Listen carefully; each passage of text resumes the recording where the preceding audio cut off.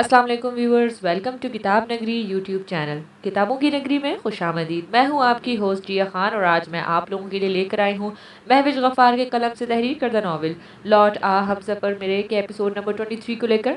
Episode की जानिब बढ़ने से पहले चैनल को कर लीजिए सब्सक्राइब, वीडियो को लाइक और बेल आइकन दबा दीजिए। अब बढ़ते हैं आज के एपिसोड की जानिब। यह नावल आप किताब नगरी यूट्यूब चैनल पर पढ़ रहे हैं। चलो अच्छी पर कहा मामा। नजमा बेगम को तैयार देख अंशाल ने उकताहट से पूछा था, शॉपिंग पर चल रहे हैं हम। अंशाल को एहतियात से खड़ा करती हुई वो मुस्कुरा कर बोली थी, पर मम्मा पर वर कुछ नहीं, हम चल रहे हैं बस। सख्ती से कहती हुई वो अंशाल के झुके सर को देख रही थी, जो महराज के छोड़ जाने के बाद सिवाय डॉक्टर के पास और कहीं नहीं गई थी, और आज भी शॉपिंग का सुनकर वो अफसुर्दा हुई थी। चलो शाबाश, तैयार होकर आओ। आप क्यों कर रही हैं ये सब? अंशाल की आंखें भर आई थी। और तुम क्यों कर रही हो खुद के साथ ऐसा? क्यों? खुद को घर में कैद कर किया हुआ है। वो जवाब की जगह इससे उल्टा सवाल कर गई थी। एक कैदी तो कैद में ही अच्छा लगता है, और मैं तो वो कैदी हूँ जिसे बड़े एहतमाम के साथ कैद किया गया था, और अब रिहाई के बावजूद भी मैं अपनी खुशी से इस कैद में हूँ। तुम कोई कैदी नहीं हो। नजमा के टोकने पर वो कर्ब से मुस्कुराई थी। मैं तो ऐसी कैदी हूँ जहाँ मेरे पैरों में मोहब्बत की बेड़ियाँ पड़ी हैं, जिन्हें तोड़ना बेवफाई होगी अपने महबूब से। वो कहती हुई नाम आंखों से फीका सा मुस्कुराई। गहरा सांस लेती नजमा को हैरान कर गई थी, जब वो बेवफाई कर सकता है तो तुम क्यों नहीं कर सकती? नजमा की बात पर वो कहकहा लगा गई थी। दुनिया में ना ढूंढूं नाम वफा, दिलों से खेलते हैं लोग बना के हम सफ़र अपना। ये बात मेरे जहन में कई बार आई है, पर ये दिल नहीं मानता कि वो बेवफा है, संग दिल है। वो मुझे खुद से जुदा कर गया। वो ऐसा नहीं था मम्मा। मैंने इसकी आंखों में मैं अपने लिए मोहब्बत देखी थी। अगर अब लगता है कि वो मेरा वहम था, लेकिन अगले ही पल समझाएगा। अपनी सोच से घिन आने लगती है। अंशाल की आंखों से बहते आंसुओं को देखते इलियास साहब के दिल ही दिल में महराज से बात करने का इरादा कर गए थे। छोड़ो इन सबको, देर हो रही है हमें, भर्राई आवाज़ में कहती हुई नजमा अंशाल को खुद से लगाती हुई बोली थी। मुझे बाहर जाने से डर लगता है मामा। वो बच्चे की तरह मनमनाई थी। क्यों मेरी जान? ऐसा लगता है कि मैं कहीं जाऊंगी और पीछे से राज आ जाएंगे, और अगर मैं इन्हें यहाँ ना मिली तो मुझसे नाराज़ हो जाएंगे, फिर से दूर चले जाएंगे मुझसे। ये दूरी तो झेल ली मैंने मम्मा, मगर इनकी नाराज़गी मेरी जान ले लेगी, मर जाएगी आपकी अंशी मम्मा। वो अब भी महराज की नाराज़गी का सोच कर लरज़ उठी थी। नजमा बेगम के साथ लगी वो अपने सिसकती वजूद को संभालने की कोशिश में हलकान हुई थी। अंशाल पापा की जान। अंशाल के साथ लगी नजमा को रोते देख इलियास चौहान अपनी आंखों में आई नमी को साफ करते इनके पास आए थे। मेरी बेटी रो रही है और इसकी वजह जान सकता हूँ? अंशाल के चेहरे को साफ करते वो प्यार भरे लहजे में पूछ रहे थे। कुछ भी नहीं पापा, बस ऐसे ही। ये नॉवेल आप किताब नगरी यूट्यूब चैनल पर पढ़ रहे हैं। बड़े ही आम से अंदाज में वो अपना दर्द छुपाने की कोशिश कर गई थी। हाँ ठीक है, चले नजमा, हमें देर हो रही है। अंशाल पर कोई दबाव दिए बगैर वो नजमा को आने का कहते हुए अंशाल का हाथ पकड़े नौशीन के साथ इसकी चादर मंगवाते हुए आगे बढ़े थे। बहुत जल्द सब ठीक कर दूंगा मैं अंशाल। अगली सुबह बस स्टॉप पर रुकी गाड़ियों को देखता हुआ महराज तसव्वुर में अंशाल से मुखातिब हुआ था। मुखातिब कब तक यहाँ साहब, कब तक यहाँ बैठना पड़ेगा? 10 मिनट से खामोश बैठे शीदे की ज़बान पर कुजली हुई थी। टाइम क्या हुआ है शीदे? अपने हाथ को शीदे की जानिब करता हुआ वो पूछ रहा था। 11:50 हो गए हैं।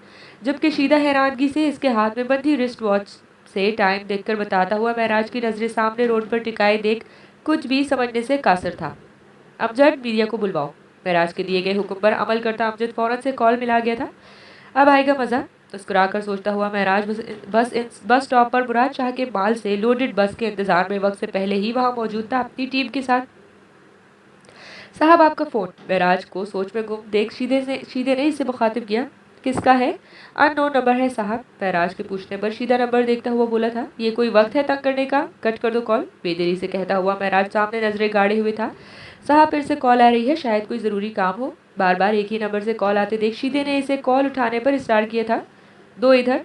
हेलो एसएसपी, एम महराज स्पीकिंग। महराज की मगरूर आवाज़ पर इलियास चौहान पहली बार मुस्कुराए थे। कौन है आप?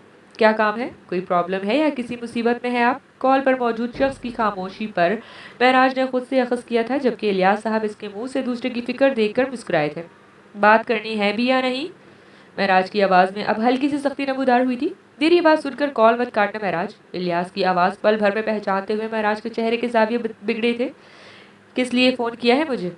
दांत भेजते वो खुद पर जब्त करता हुआ सीधा मुद्दे पर आ गया था। अंशाल और तुम्हारे बारे में बात करनी थी। अगर अपने वक्त में से थोड़ा सा वक्त निकाल कर मुझसे मिल लो तो। इलियास साहब की बातें गौर सुनता हुआ महराज गाड़ी से उतरकर बाहर खड़ा हुआ था। मेरे पास आप जैसों के लिए फालतू वक्त नहीं है। महराज के लहजे और अल्फाजों पर इलियास को हैरत नहीं हुई थी। इन सब के लिए इन्होंने खुद को तैयार किया हुआ था। अंशाल की अभी वो आगे कुछ कहते कि महराज इनकी बात बीच में काट गया था। क्यों, आपको आपसे आपकी बेटी संभाली नहीं जा रही? कहीं तो कुछ रकम भिजवा दूं? अब इतना तो मैं कर ही सकता हूँ, हक भी बनता है मेरा मामू जान। जहरीली मुस्कुराहट चेहरे पर सजाए वो इलियास चौहान के कानों में जहर उंडेलता हुआ सामने ही आती बस को देखने लगा था। 20 साल से अपनी बेटी को बड़े ही लाड प्यार से पाला है, तुम जैसों को इसके इर्द गिर्द भटकने भी नहीं दिया, और तुम बात करते हो पाला नहीं जा रहा मुझसे। नाराज की भवें सासुब से चिड़ी थी। सच कहा तो बुरा लग गया ससुर जी। लफ्जों पर खासा जोर देता हुआ वो आखिर में कहा लगा गया था, तुम्हारा दिमाग थोड़ा नहीं बल बहुत हद तक खराब हो गया है महराज मुअज्जम, और अनकरीब तुम बहुत पछताने वाले हो। अलियास के अल्फाज पर पल भर के लिए महराज खामोश हुआ था, मगर अगले ही पल सामने से आती बस के नंबर को देख जिंदगी से भरपूर मुस्कुराया था। वो वक्त बताएगा ससुर जी कि कौन पछताएगा, कौन बाजी ले जाएगा। संजीदगी से कहता हुआ महराज कॉल डिस्कनेक्ट कर गया था। ये नॉवेल आप किताब नगरी यूट्यूब चैनल पर पढ़ रहे हैं। क्या खबर थी कि वक्त हालात की कब का वक्त बाजी पलट जाए, किसके नसीब में शिकस्त तय पानी है। काश महराब तुम होती तो मैं शायद महराज आज ऐसा ना होता। अंशाल और नजमा को मॉल में छोड़कर वो महराज को समझाने की खातिर इसे कॉल मिला गए थे, मगर महराज का अंदाज और अल्फाज इन्हें सिवाय पछतावे के कुछ ना दे सके थे। ये वजूद थकन से चूर है, मेरी मंजिल करीब है। साइड पर लगाओ गाड़ी। बस की सीटों के नीचे से शराब की बोतलें निकालते हुए महराज के लफ्जों पर फातेह मुस्कुराहट बिखरी थी। ये सारी रकम एक साइड पर कर दो और ये सारी बोतलें टेबल पर सजा दो। महराज के चेहरे पर बिखरी मुस्कुराहट चीख चीख कर इसकी फतह का ऐलान कर रही थी। मुराद शाह की कच्ची शराब से भरी बस को जब्त करता हुआ एक्साइज पुलिस के हमरा वो मीडिया की सिमत बढ़ा था। जितनी तड़प है मुझ में इतना ही तड़पाना है। क्या कहना चाहेंगे आप एसएसपी साहब, इतना बड़ा छापा, और हम किसी और से इस सब की उम्मीद नहीं कर सकते थे। रिपोर्टर को जवाब देने के बजाय महराज मुस्कुराया था। ये तो इस खुदा ताला की पाक जात है। वो जवाब मुस्कुराया था। सर, तो आप कब मुराद शाह को अरेस्ट करने का इरादा रखते हैं, और मुराद शाह को क्या कहना चाहेंगे इन सब के बारे में? एक्साइज इंस्पेक्टर एहसानुल्लाह और पुलिस की टीम को फोटो लेते देख महराज मुस्कुरा कर इनकी जानिब मुतवज्जह हुआ था। पहले मैं आपके पूछे गए पहले सवाल का जवाब देना चाहूँगा। मैं नेकी और नेक कामों में देर नहीं करता, और दूसरे सवाल का जवाब देना चाहूँगा कि मुराद शाह जितने जतन करने हैं कर लें। ठीक 2:30 पर तुम्हारे हाथों में ये हथकड़ियाँ होंगी, जिसके बाद बहुत सी कड़ियाँ खुलने के लिए बेकरार हैं। बात का इख्तिताम करता हुआ महराज अमजद को पीछे आने का कहता हुआ प्रेस कॉन्फ्रेंस से उठ कर गया था। कच्ची शराब से भरी बस को जलते देख महराज की आंखों में नफरत के शोले भड़के थे। अब मेरा सफ़र तमाम है, मेरी मंजिल करीब है। ये नॉवेल आप किताब नगरी यूट्यूब चैनल पर पढ़ रहे हैं। साहब, इन पैसों का क्या करना है? क्या करना है, थोड़ा बहुत तुम रख लो, बाकी की बकिया रकम के चार्टर हाउस के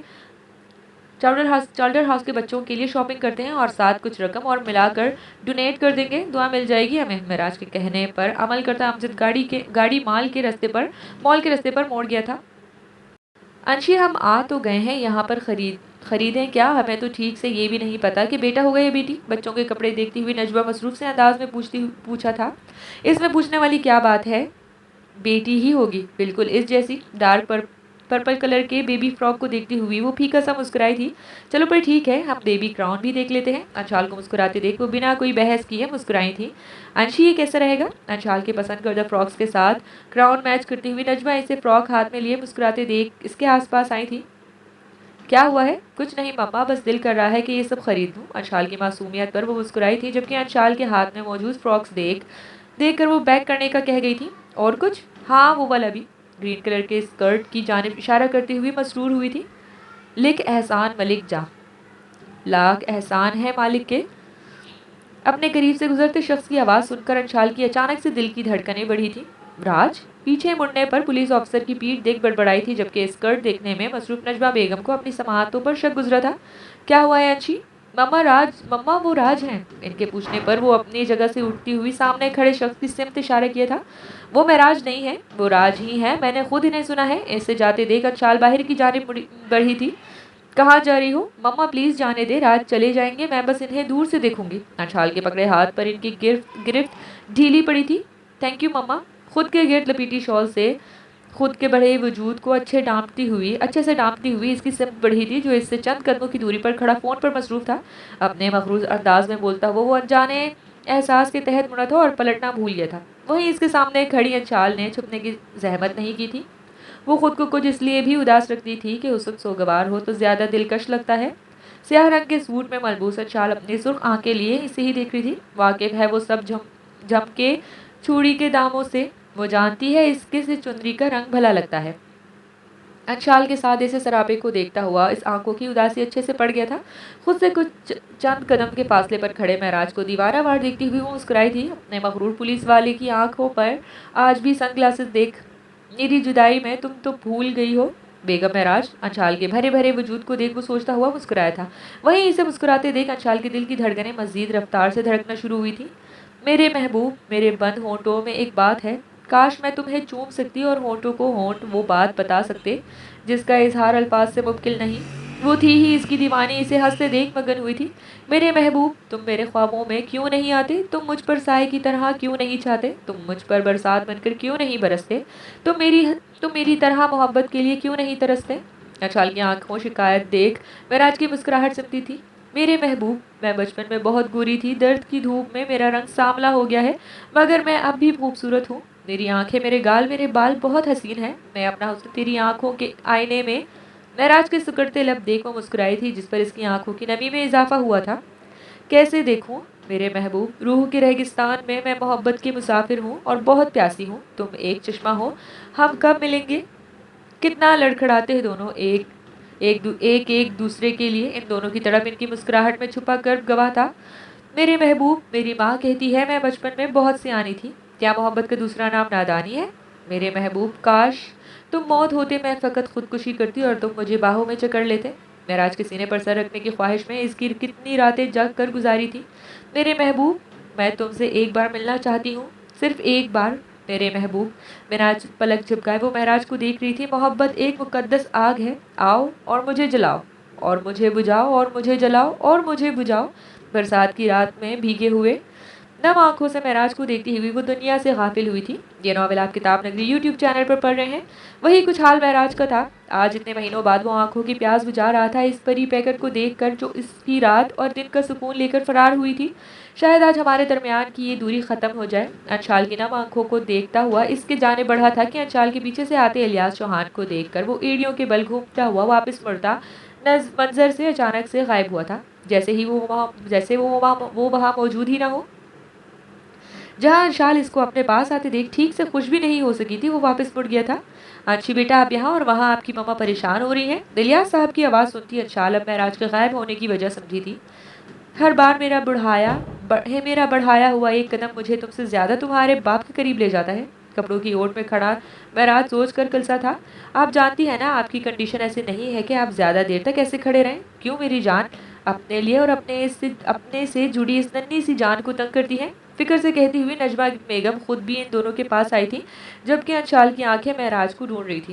नन्ही सी जान? महराज की आंखें हैरत से भरी थी। राज थे मम्मा यहाँ? अंशाल की भर्राई आवाज़ सुनकर महराज का दिल किसी मुट्ठी में आया था। अब नहीं है ना, पहले डॉक्टर के पास चलते हैं और डिलीवरी डेट कंफर्म करवा कर घर चलेंगे। अंशाल की कही बात नजरअंदाज करती हुई वो अंशाल को लिए इलियास चौहान के पीछे बढ़ी थी। Delivery date? अंशाल को नजमा के जाते देख महराज बाहर आता हुआ अंशाल को जाते देख रहा था कि अचानक से अंशाल के रुख मोड़ने पर महराज की आंखों में नमी उतरी थी, जिसे देखने से अंशाल कासिर रही थी। तेरे बगैर यूं भी गुजारा नहीं मेरा, पर तेरी नज़दीकियों से वहशत आती है मुझे। बहुत जल्द ये दूरी ख़त्म होगी अंशाल, अब बस। अंशाल को खुद से दूर जाते देख वो तमाम इस्तेहकाक होने के बावजूद भी इसे रोक नहीं पाया था। डिलीवरी डेट कंफर्म करवा के घर चलेंगे। नजमा के कहे अल्फाज महराज के जहन में गूंजे थे। कुछ तो था जो इन सब में फरामोश किए हुए था। इनकी बातों पर गौर करता महराज मुराद शाह की गिरफ्तारी को फिलहाल मुलतवी करता एक अनजाना खौफ लिए मलिक हवेली जाने के लिए बढ़ा था। जारी है। अपनी राय हमसे ज़रूर शेयर कीजिएगा कमेंट सेक्शन में। मिलते हैं नेक्स्ट एपिसोड में। अल्लाह हाफिज़।